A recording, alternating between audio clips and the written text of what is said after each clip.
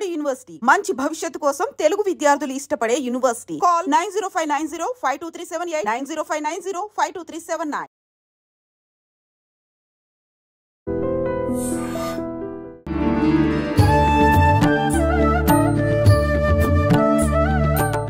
నమస్కారం, welcome to I dream. ధర్మ మార్గం విత్ విజిత కార్యక్రమానికి స్వాగతం.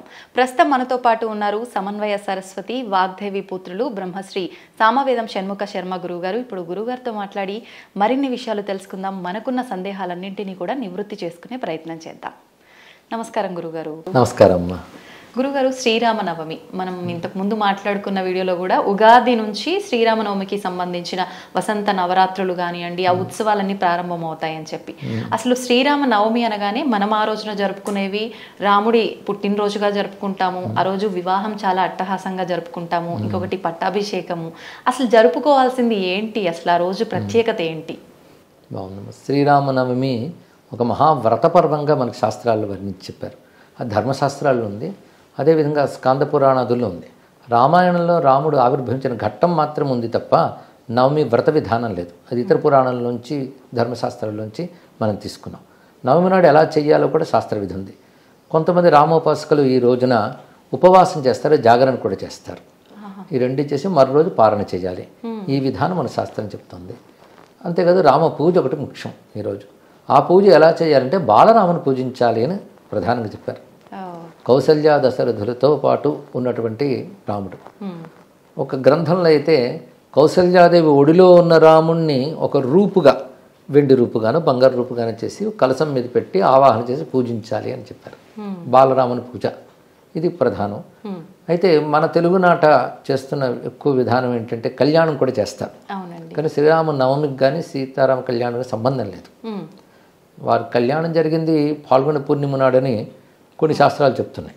వాల్మీకి రామాయణంలో ఉత్తర ఫల్గుని నక్షత్రం నాడు జరిగిందని మాత్రం చెప్పారు. ఆ లెక్క కొట్ట కొందరు చెప్పారు. కొందరు ఆ ఉత్తర ఫల్గుని నక్షత్రం కూడా వైశాఖ మాసంలో పెళ్ళి అయింది అన్నారు. రెండు రకాల అభిప్రాయాలు ఉన్నాయి. కానీ నవమి నాడు మాత్రం పెళ్లి కాలేదు. కానీ మన ప్రాంతాలన్నింటిలో కూడా కళ్యాణం చాలా ప్రధానంగా చేస్తారు కనుక ఇది ఒక సంస్కృతిలో భాగంగా మనం చేస్తే తప్పు లేదు.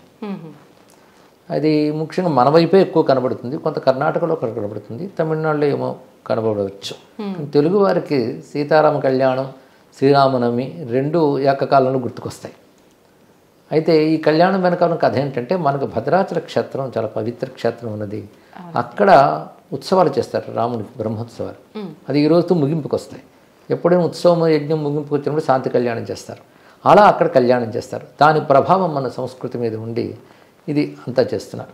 మీరు ఇందాక చెప్పినట్టు వడపప్పు, పానకం, ఇది రామనవమి యొక్క ప్రత్యేకత. అంటే అక్కడ వాతావరణానికి తగ్గట్టుగా చల్లదనం కోసం చేస్తారు. ఒకటి ఇందులో విశేషం ఏంటంటే సీతారాములను ఒకటిగా చూడాలనే భావం అందులో ఉన్న గొప్పతనం. అంటే రాముడు అవతరించినప్పటికీ కూడా సీతమ్మ ప్రాధాన్యం కూడా రామావతారంలో ఉన్నది. సీత శక్తి ఆవిడ. అందుకు సీతమ్మతో రాముని ఉపాసించడమే చాలా విశేషమైన ఉపాసన. అందుకు రామనవమి నాడు పూజించేవారు కూడా సీతారాములుగా కూడా భావన చేయవచ్చు. రాముడు పుట్టినరోజు అయినప్పటికీ మనకు మాత్రం సీతా సమేతంగానే రాముడిని ఆరాధన చేస్తాం. ముఖ్యంగా తెలుగునాట పందిళ్లలో మనకు కనబడే మూర్తి కూడా మధ్యలో రాముడు ఉంటాడు, కుడివైపు లక్ష్మణస్వామి, ఎడంవైపు సీతమ్మ, అలాగే లక్ష్మణస్వామి చెంతన రాముడికి నమస్కరిస్తాం హనుమంతుడు. ఈ మూర్తి సాధారణంగా మనం అందరం పూజిస్తాం. ఆ మూర్తి చాలా విశేషమైనది. దక్షిణే లక్ష్మణో యస్య వామే చ జనకాత్మజ పురతో మారుతిరి యస్య తం వందే రఘునందనం అనే మాట ఆ ధ్యాన శ్లోకంలో మనకు కనబడుతుంది. ఆ మూర్తిని ఈరోజు అందరూ పూజ చేస్తారు. ఇది మనం చూస్తే ఒకవైపు శక్తి ఉంది, ఎడంవైపు స్వామి కుడివైపు భక్తి ఉంది. లక్ష్మణస్వామి భక్తుడే, హనుమంతుడు భక్తుడే, రెండు రకాల భక్తులు వాళ్ళు. కనుక కుడివైపు భక్తి, ఎడంవైపు శక్తి, రెండింటికి కేంద్రంగా రాముడు అని మనం ఆరాధన చేసుకుంటాం. ఇది చాలా మంచి భావన. ఆ స్వామిని మనం ఏ రూపంతోనైనా రామమూర్తిని రోజు ఆరాధించిన శ్రేష్టం. ఇది వ్రతదినం కనుక. ముఖ్యంగా కొన్ని గ్రంథాల్లో ఏం చెప్పారంటే అయోధ్యలో రామచంద్రమూర్తిని ఈ రోజున ఆ జన్మభూమి ప్రాంతంలో దర్శించడం చాలా శ్రేష్టమని చెప్పారు. అందుకే ఇవాళ అంటే రామనవమి నాడు అయోధ్యలో చాలా విశేషమైన ఉత్సవం జరుగుతుంది. మీరు పరిశీలించితే మనం అయోధ్య వెళ్ళలేకపోయినా, సరయుని వెళ్ళలేకపోయినా మనస్సులో రెండింటిని స్మరించుకుని రామచంద్రమూర్తిని ఆరాధన చేయాలి. ఉపవాసాదులు చేయగలిగేవారు దాన్ని చేస్తారు.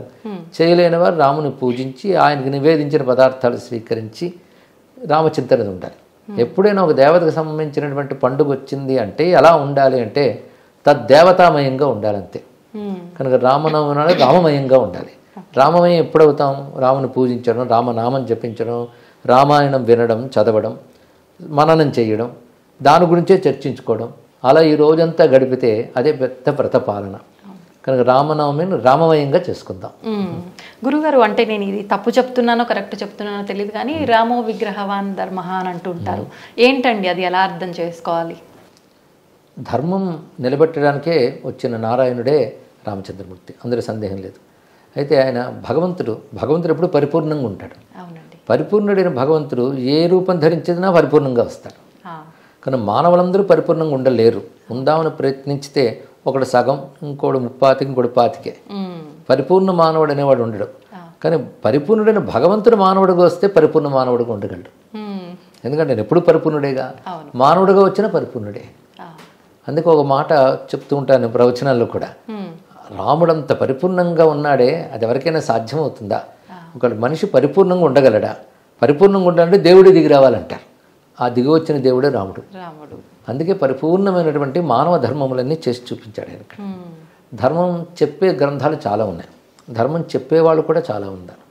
విశ్వనాథ సత్యనారాయణ గారు మాట అంటారు, మనుజులు ఈ రీతి నడువవలయునని చెప్పు మనుజులు లక్షలు కోట్లు, నడిచి నడిపించువాడు లేడు, మహితము సృష్టి చిరనాటి నుండి ఒక్క శ్రీరాఘవుడు తక్క అన్నారు. అంటే సృష్టి ఏర్పడిన దగ్గర నుంచి కూడా ఇలా ఉండాలి అలా ఉండాలని చెప్పేవాళ్ళు లక్షల మంది, కోట్ల మంది ఉన్నారు. కానీ అలా ఉండి అందరినీ నడిపించే వాళ్ళు ఎంతమంది ఉన్నారు? ఒక్క రామమూర్తి అటువంటి వాడు అని. అందుకే రాముడు ఏది చేసిన ధర్మమే అని, చెప్పింది ధర్మం, చేసింది ధర్మం, ధర్మమే చేస్తాడు ఆయన. అదే రామ అయనం, రాముడు నడిచే త్రోవ అంటే ధర్మమే, రామాయణం అంటేనే ధర్మం. అందుకే ధర్మం ఒక రూపం ధరిస్తే రాముడు. రామో విగ్రహవాన్ ధర్మ, ఈ వాక్యం అనేది మారీచుడు రావణుడితో బుద్ధి చెప్తూ, నేను రాముడిని చూశానయ్యా, రాముడు చిన్నప్పుడే నేను సుబాహుడితో కలిసి వెళ్ళి అక్కడ విశ్వామిత్ర యజ్ఞం భంగం చేద్దాం అనుకున్నాను, ఆయన కొట్టిన దెబ్బ గట్టిగా కొట్టాడు, అది ఇప్పటికీ మర్చిపోలేను, అలా కొట్టాడు. చిత్రం ఏంటంటే సుబాహుడిని తగలబెట్టాడు, నన్ను ఎగరగొట్టాడు, నన్ను చంపలేదు. అంటే ఆయన ఏదో ప్రణాళిక ఉంది ఆయన దగ్గర, కానీ ఆ దెబ్బ తట్టుకోలేకపోయాను. తర్వాత ఆయన వనవాసానికి వచ్చాడు. వనవాసానికి వచ్చినప్పుడు కూడా నేను ఆయన చూద్దామని వెళ్ళాను. అయితే అప్పుడు లేడి వేషం ధరించి వెళ్ళాడు ఆయన. అప్పుడు రాముడు బాణంతో దెబ్బ కొడతాడు, చచ్చేటట్టు కొట్టాడు, చావు దెబ్బ కొడతాడు. ఆ 2 దెబ్బలు అయిన తర్వాత నాకు అంతా రాముడే కనబడుతున్నాడు ఇప్పుడు. అప్పటి నుంచి నేను అన్ని హింస అన్ని మానేసి ఇక్కడ తాపస వృత్తులు ఉండిపోయాను. రాముడు అంటే నాకు తెలుసు, రామో విగ్రహవాన్ ధర్మ అనే మాట మారీచుడు ఆ సందర్భంలో చెప్తాడు. చాలా విశేషమైన శబ్దం ఇది. అందులోనే మొత్తం రామాయణ రహస్యమంతా ఉంది. ధర్మం ఒక ఆకారం ధరిస్తే అదే రాముడు అని దీని యొక్క భావం. గురుగారు, మీరు చెప్పారు అంటే మానవ రూపంలో వచ్చిన దేవుడు మనందరికీ ఒక మార్గదర్శకంగా ఉండడానికి, మార్గంలో నడిపించడానికి. అంటే ఆయన దేవుడు అయినప్పటికీ ఆ అవతారం మానవుడిగా ఉన్నారు కాబట్టి మానవ రూపాన్ని మనం దేవుడిగా కొలవటం అనేది కరెక్టేనా? రాముడు మానవ రూపం ధరించాడు కానీ ఆయన సాక్షాత్ నారాయణుడు కదా. ఆయన దివ్యమంగళ విగ్రహంగానే ఉన్నాడు రాముడు. అప్పుడు రామాయణ కాలంలో హనుమంతుడు రాముని రూపాన్ని వర్ణిస్తాడు, అంటే యునీక్. రాముడు లాంటి వాడు ఆ కాలంలో మరొకడు లేడు. అంతే. అందుకే షణ్ణవత్యంగుళీ దేహ ఎప్పుమాన్ సదివో ఒక సహా అని మనకు సాముద్రిక శాస్త్రం మాట చెప్తాను. అంటే 96 అంగుళాలు ఉంటాడు రాముడు, అంటే 8 అడుగులు. అలాంటి స్వరూపం. పైగా ఆయన శరీర లక్షణం అంతా, సాముద్రిక లక్షణం అంతా హనుమంతుడు చెప్తాడు. సమవిభక్తాంగా, రెండేసి అవయవాలు సమంగా ఉంటాయని చెప్పుతూ నుదురు ఎంత వెడల్పు ఉంది, ఎలా ఉంది, ఈ లక్షణాలన్నీ వర్ణిస్తాడు. ఈ లక్షణాలు రాముడికి మాత్రం ఉన్నాయి, అందరికీ ఉన్నట్లయితే ప్రత్యేకించి వర్ణించనక్కర్లేదు కదా. ఈ లక్షణాలన్నీ మనం లెక్క కట్టి చూస్తే అది ఒక అద్భుతమైన పరమ పురుషుడికి ఉంటాయి. అలాంటి వారు అందరూ ఉండరు. అందుకే అది అవతారమూర్తి యొక్క లక్షణం అది. అందుకే రాముడిని అప్రాకృత దివ్యమంగళ విగ్రహ అంటారు. రాముడి కానీ కృష్ణుడు కానీ ఇద్దరిని. అంటే చూడ్డానికి మానవ రూపంలో కనబడుతున్నా వాళ్ళ దివ్యమైన దివ్యమంగళ విగ్రహం వారిది. అందుకే దేవతలు కూడా ధ్యానించే మూర్తి. దేవతలు మనుషులను ధ్యానించరు, ఎందుకంటే మనుషుల శరీరాలే రక్తమాంసాదులతో కూడా ఉంటాయి, వాళ్ళు వీటి వైపు రారు. కానీ వాళ్ళు కూడా ధ్యానించారంటే అలా కనబడుతున్నటువంటి ఒక అద్భుతమైన స్వరూపం ఆయన. అందుకే అవతార కాలంలో మానవుడైన, మనం పూజించే కాలంలో భగవంతుడైన. గురుగారు సీతారాముల్ని ఆదర్శంగా తీసుకోవాలి దంపతులు అందరూ కూడా అని చెప్పంటారు. ఎవరైనా ఆశీర్వదించినా కూడా సీతారాముల్లాగా కలకాలం చక్కగా ఉండండి అమ్మా అని చెప్పి ఆశీర్వదిస్తూ ఉంటారు.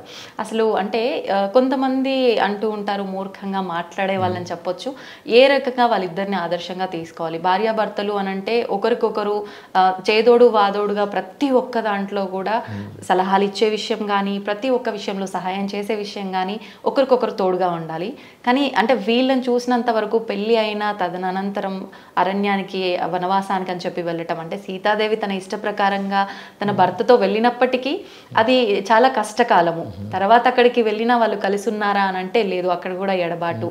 మళ్ళీ అదంతా అయిపోయి వచ్చిన తర్వాత మానవ రూపంలో ఉన్న దేవుడే సీతాదేవి తప్పు చేసిందా లేదా తెలుసు తనకి, అయినా కూడా అగ్ని పరీక్ష పెట్టడము ఇవన్నీ కూడా ఆయన చేశారు. మరి వీళ్ళిద్దరిని ఎలా ఆదర్శంగా తీసుకోవాలి అని చెప్పి ఏం చెప్తారండి? ప్రశ్న బాగుందమ్మా.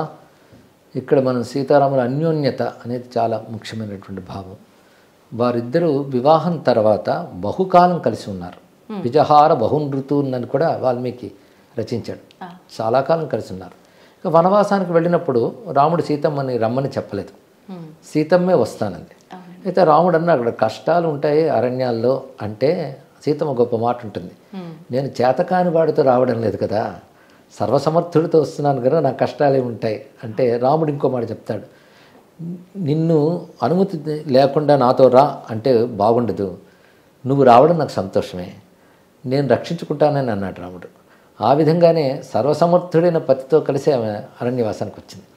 అరణ్యవాస కాలంలో 14 ఏళ్ళు కదా, 13 ఏళ్ళు కలిసే ఉన్నారు వాళ్ళు. ఎంతో ఆనందంగా ఉన్నారు వాళ్ళు.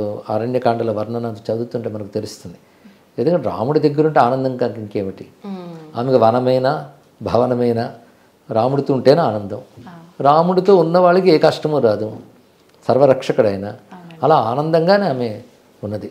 13 సంవత్సరాలు ఆనందంగానే గడిపారు. ఒక్క సంవత్సరంలో ఇంకా అయిపోతోంది అనగానే అప్పుడు రావణుడు రావడం, అపహరించడం. దీని వెనకాల ఒక దైవికమైనటువంటి ప్రణాళిక ఉన్నది. దాని ప్రకారంగా ఈ కథ జరిగింది. కనుక ఆ తర్వాత వాడు 10 నెలలు బాధపడింది అంతే. 10 నెలలు బంధితురాలి ఉంది. బాధ ఏమిటి, రావణుడు కూడా రాక్షసంగా చూసినా వాడి పూర్వజన్మ ప్రకారంగా చూసుకున్నప్పటికీ కూడాను ఆమెను జాగ్రత్తగానే అశోకవనంలో ఉంచాడు. అక్కడ ఆవిడ చక్కగా ఉన్నది. కానీ ఒకానొక కార్యక్రమం కోసం ఆవిడ వెళ్ళింది. అందుకే త్యాగరాజ స్వామి వారు కూడా మా జానకి చెట్టాపట్టగా మారాజు వేతివి, ఎందుకంటే వాని మాటలకు కోపగించి కంటవధించకనే ఉండి శ్రీనాయక యశము నీకే కలగజేయలేదా అంటాడు. రావణుడు అన్ని మాట్లాడుతుంటే సీతమ్మ మాట ఉంటుంది, నిన్ను దగ్ధం చేయకుండా జాగ్రత్త, కానీ నాకు రాముని సందేశం రాలేదని, అదేవిధంగా నా తపస్సును రక్షించుకోవాలని చెప్పి నా పని చేయడం లేదంటుంది. సీతమ్మ ధైర్యంగా మాట్లాడుతుంది, రావణుడే భయపడతాడు. ఎందుకంటే ధర్మం ధైర్యాన్ని ఇస్తుంది. సీతమ్మ వెనకాలన్నది ధర్మం, అది ధైర్యాన్ని ఇచ్చింది. రెండవది రామస్మరణ చేస్తూ ఒక తపస్సులా తీసుకున్నది. అలా ఉన్నది. అది దుష్ట సంహారం కోసం ఒక ప్రణాళికలో భాగంగానే వెళ్ళింది ఆ తల్లి. అందుకే 1 సంవత్సర కాలం అది. తర్వాత రామునితోనే ఉన్నది. అయితే ఇక అగ్ని పరీక్ష అంటారే, అది అగ్ని పరీక్ష కాదు, అగ్నికి పరీక్ష అని చెప్పచ్చు. ఉదాహరణగా అక్కడ రామచంద్రమూర్తి ఆమెను అగ్ని పరీక్ష చెయ్యమనడు. అది ముఖ్యంగా రామాయణం చూస్తే మనకు తెలుస్తుంది. ఆ సమయంలో సీతమ్మ వచ్చినప్పుడు అందరూ దూరం వెళ్ళిపోతారు. రాముడు అంటాడు ఎవరూ దూరం వెళ్ళదు, అక్కడే ఉండండి అంటాడు. అంటే ఇప్పుడు మా ఇద్దరి మధ్య జరిగే సంభాషణ మీ అందరికీ తెలియాలి అనే ఉద్దేశంతో చెప్తాడు. చెప్పినప్పుడు ఒక మాట అంటాడు సీతమ్మతో, నేత్రరోగికి దీపం వలె నువ్వు ప్రతికూలురాలివి అన్నాడు. ఎందుకంటే ఇన్నాళ్ళు అసురుని యొక్క చర్యలో ఉన్నటువంటి దానవు నువ్వు వచ్చేవంటే ఇది లోకాపవాద భీతి అని ఉంటుంది. సత్పురుషులకు అది ఒకటి ఉంటుంది, లోకంలో అపవాదం రాకుండా జాగ్రత్త పడాలి. పైగా ఆ మాట అంత చక్కగా అంటే నేత్రరోగికి దీపం వలె అన్నాడు. అంటే దీపంలో ఏం దోషం లేదు, చూసే కంటిలో దోషం, కనుక నీలో ఏ దోషం లేదు. కానీ పాలకుడైనటువంటి వాడు ప్రజలకి వ్యక్తిగత జీవితాన్ని కూడా ఆదర్శంగా చూపించాలి అనేటటువంటి ఒక న్యాయం ఉన్న రోజులు ఇవి. అప్పటి స్మృతి ప్రకారంగా కానీ పాలకుడి వ్యక్తిగత జీవితం కూడా ప్రజలకు జవాబుదారి. అందుకే ఎటువంటి కల్మషం లేదు అని రుజువు చేయడం కోసం ఆయన ప్రతికూలురాలివి కనుక ఇప్పుడు నేను పౌరుషంతో రాక్షసుడిని సంహరించి నేను విడిపించాను, అక్కడితో నా పని అయిపోయింది, తర్వాత నీ ఇష్టమనే అంటాడు. అప్పుడు సీతమ్మ తనంత తానే వాళ్ళకి చెప్పి, అంటే లక్ష్మణస్వామి హనుమంతుడికి చెప్పి చితి రగుల్చుకొని అగ్ని చుట్టూ ప్రదక్షిణ చేసి వెళుతుంది. రాముడికి తెలుసు అగ్ని సీతమ్మనేమి చేయలేదని. ఎందుకంటే మారీచుడికి తెలుసు, హనుమంతుడికి తెలుసు. మొత్తం లంక దహనమైనప్పుడు సీతమ్మన చోటు దహనం కాదు. అప్పుడు హనుమంతుడు ఒక మాట అంటాడు, నాగ్ని రగ్నవు ప్రవర్తతే అని. అగ్నినేమి చేయలేదు కదా అని భావం. అదేవిధంగా మారీచుడు రావణాసురుడు చెప్తాడు, సీత ఒక మహాగ్ని, దగ్గరికి వెళ్ళావా దగ్ధమవుతావు జాగ్రత్త. మారీచుడికి హనుమంతుడికి తెలిసినప్పుడు రాముడికి తెలియదా? అందులో పంచభూత దేవతాశక్తులు ప్రత్యక్షమయ్యే కాలం అది. అందుకే అగ్నిహోత్రంలోకి వెళ్ళలేని వెంటనే మళ్ళీ అగ్నిదేవుడు వచ్చి రాముడికి సమర్పించిస్తాడు, దోషరహితురాలని చెప్తాడు. అప్పుడు రాముడు ఒక మాట అంటాడు, నాకు ఆ విషయం తెలుసు, కానీ లోకానికి అది రుజువు చేసి నేను అయోధ్యకి వెళ్ళాలి కనుక పని చేశానని చెప్తాడు. అక్కడ ఒక మాట అంటాడు రాముడు, అనన్యాహి మయా సీత భాస్కరేణ ప్రభాయత. సూర్యుడికి కాంతి ఎలాగో నాకు సీత అలాగా అన్నాడు. అన్యోన్య దాంపత్యం గురించి ఇంతకంటే గొప్ప మాట ప్రపంచ వాంగ్మయంలో లేదమ్మా. చిత్రం ఏంటంటే రాముడు లేనప్పుడు సీతమ్మ కూడా అదే మాట లంకలో చెప్తుంది, అనన్యా రాఘవేణాహం భాస్కరేణ ప్రభాయత, అదే మాట చెప్పింది. అంటే భార్యాభర్తలు అంటే ఇదే, ఇద్దరు ఒకేలా ఆలోచిస్తారు, ఒకేలా చింతన చేస్తారు. కనుక రాముడు సీతమ్మ చింతన, సీతమ్మ రామచింతనలోనే ఉన్నారు. వాళ్ళ అన్యోన్యం అనేది వాళ్ళ దగ్గరే సరిపోతుంది. పైగా భార్యాభర్తల దాంపత్యం ఎంత చక్కగా ఉండాలనేటువంటి రామాయణం చదివితే సీతమ్మ మాట తీరు, రాముడి మాట తీరులు ఎంత స్నేహంగా ఉంటాడో భర్త, అంతేగాని తాను ఆధిక్యం వహించడం అని కనబడదు. ఉదాహరణకి రాముడితో ఒక మాట ఉంటుంది, చనువు కొద్దీ చెప్తున్నాను, నువ్వు ధనుర్బాణాలు పట్టుకుని తిరుగుతున్నావు, నువ్వు వనవాసానికి వచ్చావు, కొచ్చవనం కొచ్చక్షాత్రం, నువ్వు రాజుగా ఉన్నప్పుడు పట్టుకు తిరుగు, వనవాసానికి వచ్చి నువ్వు ఎవరిని పట్టుకు తిరగడం ఏంటి నువ్వు అంటే రాముడు ఎంత మృదువుగా చెప్తాడంటే, నీకు తెలియదు నువ్వు నోర్మి అనకుండా, నీకు నా మీద అభిమానం ఉంది కనుకనే నాకు చెప్పు, ప్రేమ లేని వాళ్ళకి చెప్తారా చెప్పు, నువ్వు ప్రేమతో చెప్పావు కనుక నీకు సమాధానం చెప్తున్నాను విను.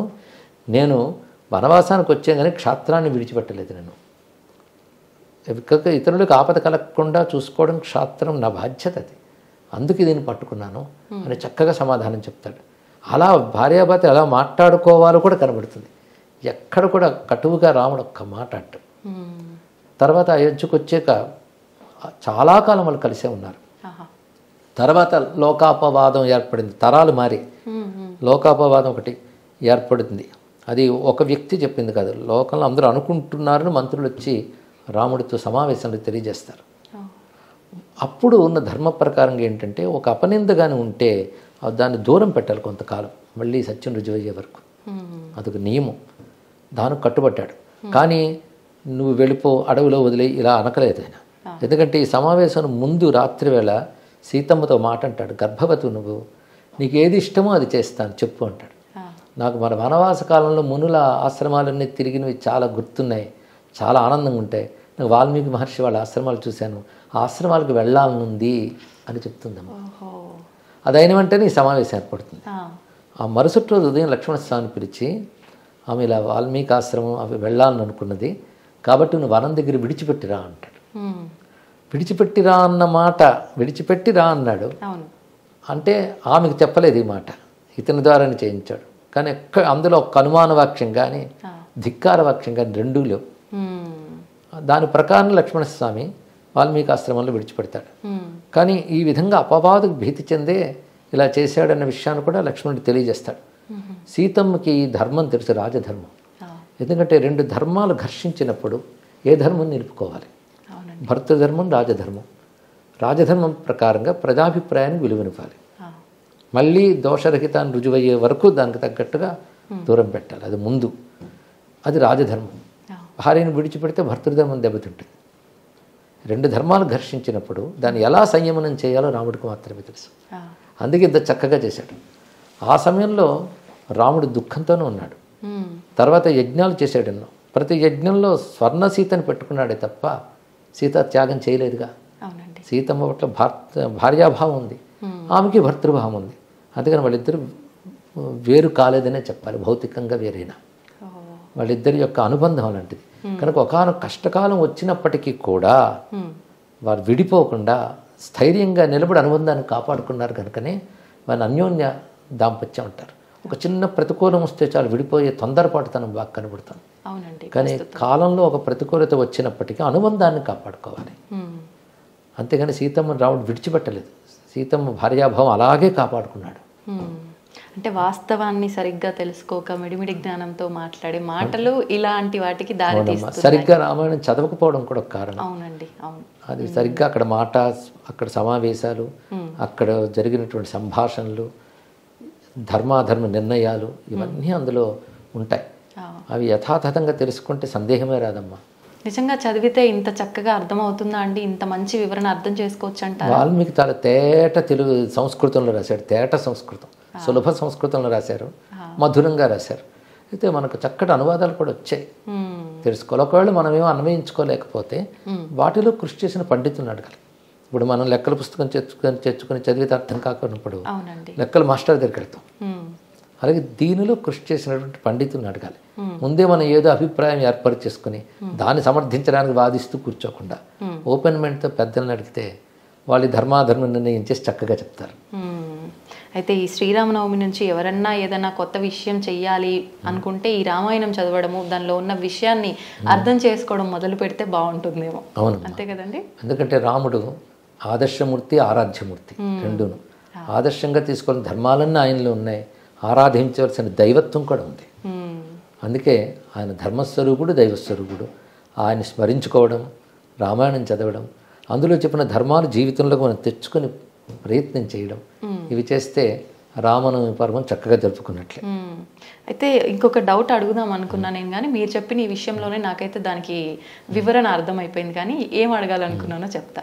బంగారు లేడి విషయానికి వస్తే అలాంటి ఒక బంగారు లేడి ఉండదు, ఉన్నది ఒక విగ్రహం మాత్రమే. అది పరిగెత్తి జీవం ఉన్నదానిలాగా వెళ్ళదు అన్న విషయం సామాన్యులకే అర్థమవుతుంది, కానీ రాముడికి అర్థం అవ్వలేదా? ఎందుకు దాని వెనకాల పరుగు తీశాడు సీతమ్మ వారు చెప్పిన వెంటనే అని చెప్పి? జంతువులు, నూతనమైన జంతువులు, కొత్త ఒక రకమైన జాతి ఉంటాయి. అది దండకారణ్యం, పెద్ద అరణ్యం. అది అలాంటి చోటు నూతనమైనటువంటి ఒక లేడీ వచ్చిందంటే ఒక ఆకర్షణ కలగడం సహజం. అవునండి, అదే సీతమ్మకి కలిగింది. సీతమ్మకి అలా కలగడంలో తప్పు లేదు, ఎందుకంటే సమర్థుడైన పతి కదా, సర్వసమర్థుడు కనుక తీసుకురాగలడు, అందుకే తీసుకురమ్మంటుంది. పైగా ఇప్పుడు త్వరలో మనం వెళ్ళిపోబోతున్నాం, లేడీనైనా తీసుకెళ్ళచ్చు, దాని చర్మాన్ని తీసుకెళ్ళినా అందరూ ఆశ్చర్యపోయి చూస్తారు, కాబట్టి తీసుకురా అంటుంది. అప్పుడు లక్ష్మణుడు చెప్తాడు ఏమని, నాకు ఇది మాయలేడు అనిపిస్తున్నది, స్పష్టంగా చెప్తాడు.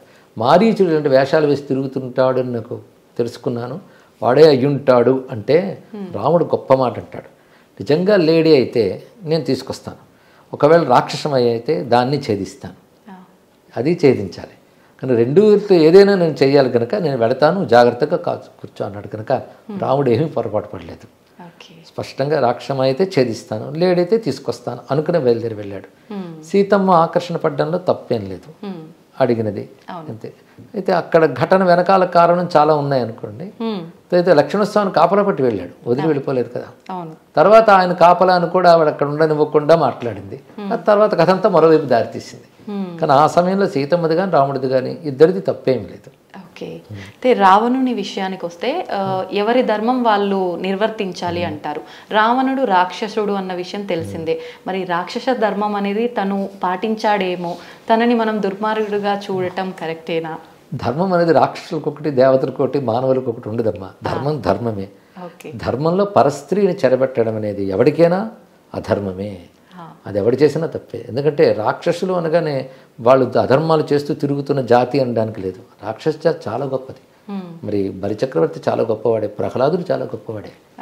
కనుక రాక్షసులు కూడా ధర్మాన్ని పాటించాలి. పరస్త్రీని అపహరించడం ఏ ధర్మంలోనైనా తప్పే, అది రాక్షసులకైనా దేవతలకైనా. ధర్మం మాత్రం ఒకటే, దేవధర్మం రాక్షస ధర్మం ఉండదు. అందుకే రాక్షసుల్లోనే గొప్పవారైనటువంటి వాళ్ళు రావణుడితో చెప్తారు, ఇన్ని చదివిన వాడివి పరస్త్రీని అపహరించడం తప్పని తెలీదా, తప్పు కదా అని రాక్షసులే చెప్తారు. అందులో విభీషణుడు రాక్షసుడేగా. అలాగే మాల్యవంతుడు తాతగారు అవుతారు ఈయనకి, అమ్మ తరపు నుంచి. అలాంటి వాళ్ళే చెప్పారు నువ్వు చేసిన తప్పు అని చెప్పారు ఇక్కడ. కనుక రాక్షస ధర్మం కూడా కాదు, అది పూర్తిగా అధర్మం. అది తెలియక కొంతమంది రాక్షస ధర్మం ఆయన చేసాడు అంటుంటారు, తెలియక. ధర్మం అంటే స్వభావం ఒకటి అర్థం ఉంది, ధర్మం అంటే సత్కర్మ శాస్త్రము రెండు ఉన్నాయి. కనుక రాక్షస స్వభావం అని చెప్పి సమర్థించడానికి లేదమ్మా, అది రాక్షస స్వభావం కూడా కాదు అది. పైగా వాడు నాగరికుడే, తపస్వే. హనుమంతుడు కూడా చెప్తాడు, ఇంత తపస్సు చేసి ఇంద్రియాలను గ్రహించావు, ఒక్క చిన్న విషయం నీకు తెలియదా, ఇంతకాలం నువ్వు చేసిందంతా మొత్తం పోయింది కదా, నువ్వు తపస్సు లాంటివి చేసిన ధర్మముల ఫలితం సుఖం అనుభవించడం, అది అయిపోయింది. నువ్వు చేసిన అధర్మాల ఫలితం ప్రారంభమైంది ఇప్పుడు అని చెప్తాడు. ఇప్పుడు రావణుడు మంచి శివభక్తుడు అంటారు. మీరు చెప్పినట్టుగా ఎన్నో జ్ఞానాలు సంపాదించుకున్న ఆయన ఉపాసన వల్ల. రాబోయే బ్రహ్మ అని కూడా అంటారు. అంటే హనుమంతుడు రావణుడు మాత్రమే ఎన్నో వేదాలని చదివిన వాళ్ళలో గొప్ప వ్యక్తులు అని చెప్పంటూ ఉంటారు.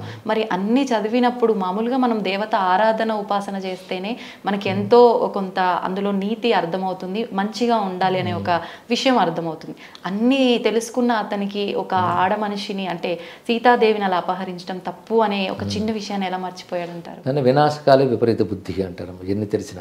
పైగా రావణుడు శివభక్తుడు అని ఒక వ్యాప్తి లోకల్లో ఉంది, కానీ నిజంగా పెద్ద గొప్ప శివభక్తుడు కాదు. ఎందుకంటే ఆయన తపస్సు చేసినప్పుడు వచ్చింది బ్రహ్మదేవుడు. అలాగని బ్రహ్మదేవుడిని ఉద్దేశించి ఆయన తపస్సు చేయలేదు. ఒక నియమము, ఒక తపస్సు చేస్తే లోక సృష్టికర్త అయినటువంటి వాడు చేసిన దానికి ఫలితం ఇవ్వాలి. అందుకు బ్రహ్మదేవుడు వచ్చాడు. ఎందుకంటే ఆయన ఏ దేవుడు భక్తుడు కాదు, తన కోరికకు భక్తుడు ఆయన. అందుకే కోరికలు కోరుకున్నాడు. తర్వాత వచ్చిన ప్రతాపంతో వరబలంతో గర్వించి అందరి మీద దండయాత్రలు చేశాడు. ఆ చేస్తూ చేస్తూ కుబేరుడు వద్దకు వచ్చి అలకాపూర్ని ఆక్రమించుకున్నాడు.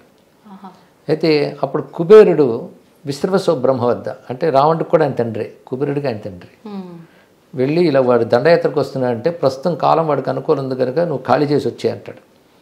అప్పుడు అలకాపూర్ని ఆక్రమించుకుని కుబేరుడి పుష్పక విమానాన్ని తీసుకుంటాడు. ఆ పుష్పక విమానం ఎక్కడికైనా వెళుతుంది, ఏ లోకానికైనా. కానీ కైలాసం దగ్గరికి వచ్చేటప్పటికల్లా రాలేకపోయింది.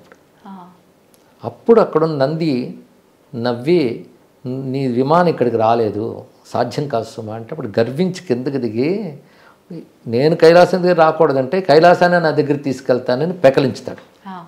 ప్రయత్నించాడు. వాడి తపోబలం ఉంది, శరీర బలం ఉంది కానీ పెకలించి ప్రయత్నం చేస్తాడు. అప్పుడు శివుడు బొటన వేలుతో ఒక నొక్కగానే చేతులు చిదిగిపోయి ఏడుస్తాడు. అప్పుడు పరమేశ్వరుడు వచ్చి రావము చేసి ఏడ్చేవాడు కనుక నీ పేరు ఎక్కడి నుంచి రావణుడు అని చెప్తాడు. ఆ తర్వాత నుంచి అతడు శివభక్తుడు అయ్యాడు. భక్తుడు అయ్యాడు అంటే శివ పూజలో చాలా మహిమ ఉందని చెప్పి శివారాధన చేసుకుంటూ వచ్చాడు. అయితే మిగిలిన పురాణాలు ఇవన్నీ కొంచెం దాన్ని ఎక్కువ చేసి ఆయన రుద్రవీణ మీటాడని ఇవన్నీ చెప్తారు, కానీ అది రామాయణంలో ఉన్న రావణ కథలు లేదు అది. కాబట్టి అతడు అవసరానుగుణంగా మారాడు. అంతేగాని శివభక్తుడు అంటే తన కోరికలతో భగవంతుని పూజించే వాళ్ళందరినీ భక్తులు అనుకోకూడదు. వాళ్ళందరూ సకామ భక్తులు అంతే. అయితే వేదాది విద్యలోని చదివాడు, సామాన్యుడు కాదు, చదువుకున్నవాడు చాలా. అందుకే అలాంటి వాడిని సంహరించడానికి భగవంతుడి దిగి రావాల్సి వచ్చింది. ఇక్కడ తపోబలం ఉన్నవాడు, జ్ఞానబలం ఉన్నవాడు. అయితే కాబోయే బ్రహ్మ అనేది హనుమంతుడి విషయంలో చెప్తారు, పురాణాల్లో ఉంది, రామాయణంలో ఆ విషయం లేదు. రావణుడు కూడా అనేక శాస్త్రములన్నీ చదువుకున్నవాడే. అందుకే సీతమ్మ ఒక మాట ఉంటుంది, విశ్వనాథ రామాయణంలో ఉంటుంది. సీతమ్మ కూడా ఒక బాగా చదువుకున్నావు, నీ రాజ్యంలో సత్పురుషులు లేరా, ఉన్నా వాళ్ళ మాట నువ్వు వినవా, ఇలా మందలిస్తుంది. విశ్వనాథ వారితో ఒక మాట అంటారు, వచో విభవ దేవత తీసిన కాలిగోరినా అన్నాడు. నువ్వు ఎలా తిరుగుతావే, మళ్ళీ బ్రహ్మలోకానికి ఏ మొహం పట్టుకు వెళ్తావు, సరస్వతీదేవి తీసేసిన కాలిగోరులాగా అంటుంది. తీసేసిన కాలుగోరు అంటే అది అమంగళం. అంటే మరి సరస్వతి కాలుగోరు అంటే విద్య ఉంది, విద్య సంస్కారం గంధం ఉంది, కానీ ఏం లాభం, నువ్వు తీసేసిన కాలిగోరులు లాంటి వాడివని ఉంటుంది.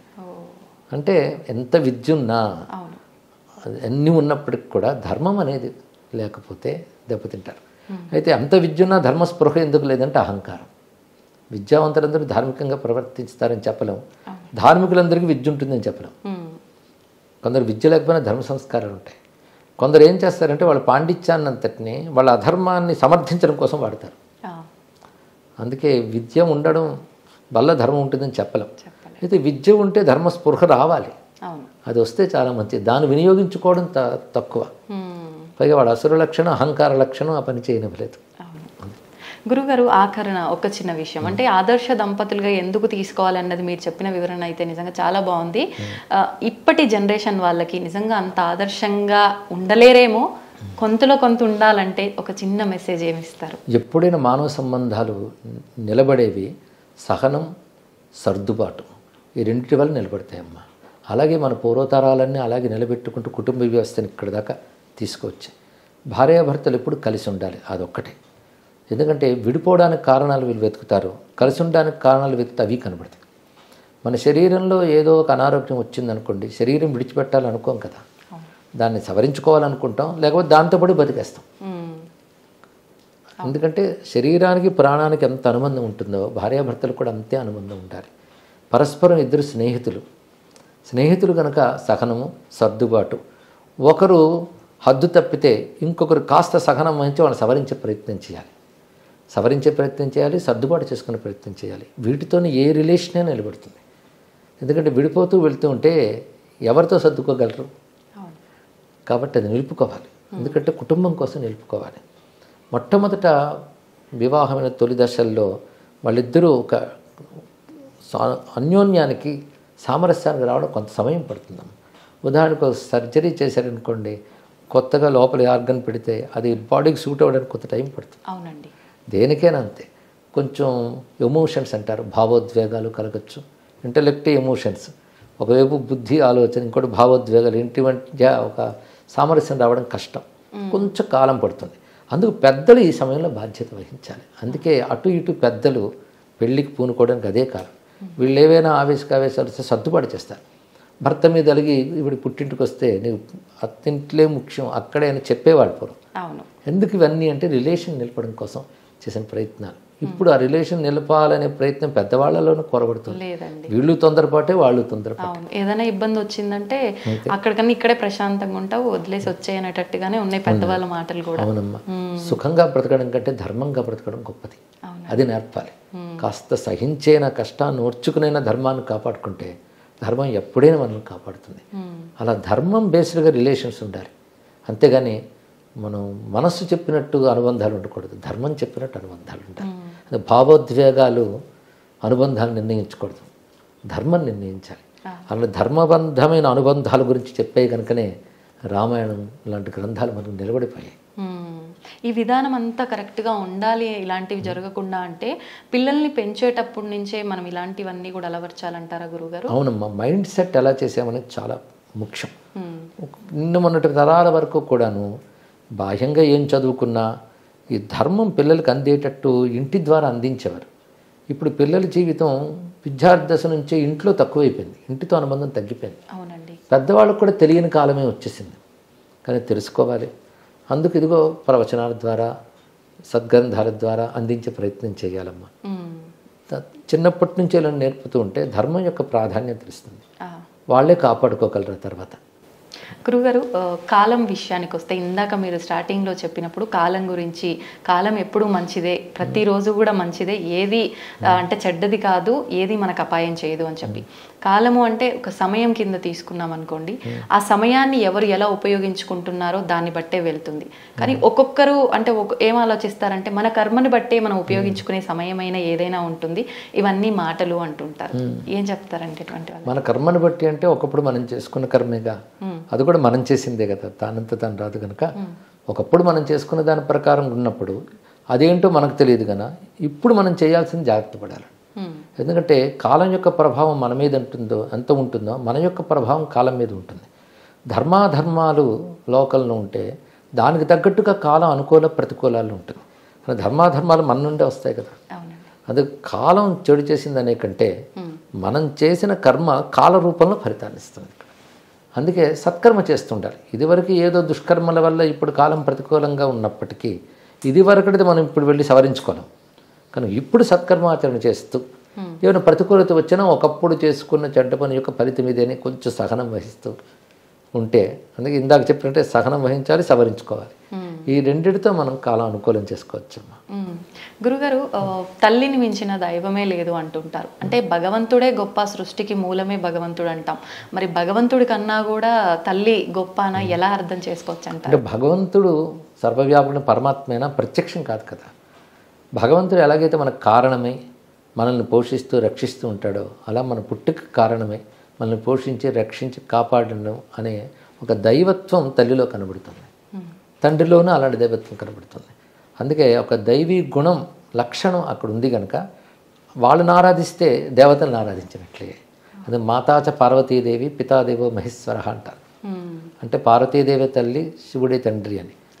అందులోనే తల్లే పార్వతి, తండ్రి శివుడిని భావం కూడా తీసుకోవాలి ఇక్కడ.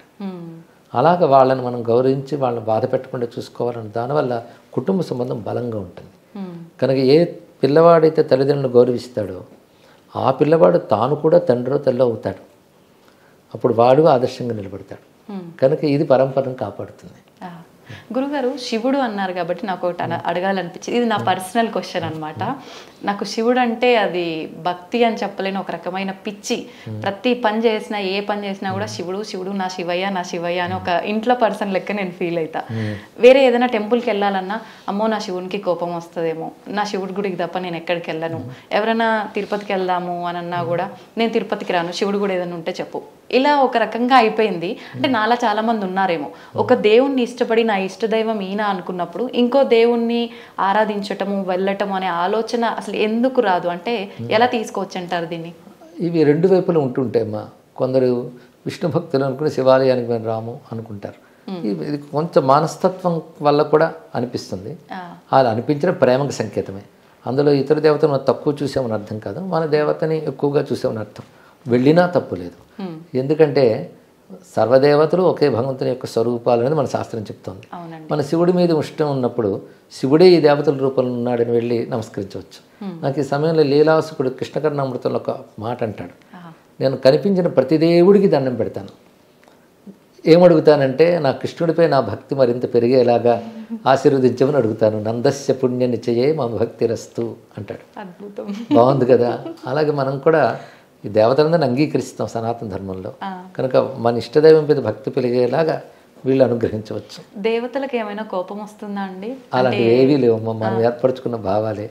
ఎందుకు సర్వదేవ నమస్కార కేశవం ప్రతి గచ్చతి అని మాట ఉంది. అదేవిధంగా సర్వదేవ నమస్కార శంకరం ప్రతి గచ్చతి అని కూడా అంటారు. ఎవరికి నమస్కరించినా వెళ్ళేది ఒక్కరికి, ఒకే పరమాత్మకి. ఎక్కువ తక్కువలు ఏవీ లేవు. ఇష్టం ఒకరి మీద ఉంటుంది అంటే అర్థం ఇంకొకరి మీద అనిష్టం అని కాదు. ఒకరి మంది ప్రీతి కలగడం మాత్రం సహజం. అందుకే ఒక మాట అంటారు రామకృష్ణ పరమహంస, ఇష్టదేవత నిష్ఠ ఉండాలి, ఇతర దేవత ద్వేషం ఉండకూడదని. చాలా చక్కటి మాట చెప్పారు. అంటే ఏ ఆలయంకి వెళ్ళినా, అమ్మవారి ఆలయంలోకి వెళ్ళినా నాకు అక్కడ అమ్మవారు ఉన్నారని అనిపించదు. శివయ్య ఓం నమ శివాయ అని వచ్చేస్తుంది నోట్లో నుంచి. అదే ఒక్కొక్కసారి అనిపిస్తుంది ఆలోచిస్తే, అదేంటి అమ్మవారి దగ్గరికి వెళ్ళి కూడా ఓం నమ శివాయ అంటే అమ్మవారికి ఏమన్నా కోపం వస్తుందేమో. చాలా సంతోషిస్తుంది. ఎందుకంటే శివ అనే మాటకు అర్థం అమ్మవారిని కూడా కదా, ఒకే శబ్దానికి అదే అర్థం.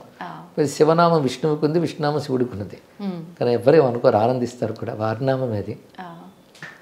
సంతోషం గురుగారు, చాలా మంచి విషయాలు తెలుసుకున్నాను. నిజంగా నా మనసులో ఉన్న సందేహం ఎప్పటి నుంచో ఇది మీ మాటల ద్వారా విని నిజంగా నాకు చాలా ఆనందంగా ఉంది. నాలో ఉన్న భయం కూడా పోయింది గురుగారు. సంతోషం. ధన్యవాదాలండి.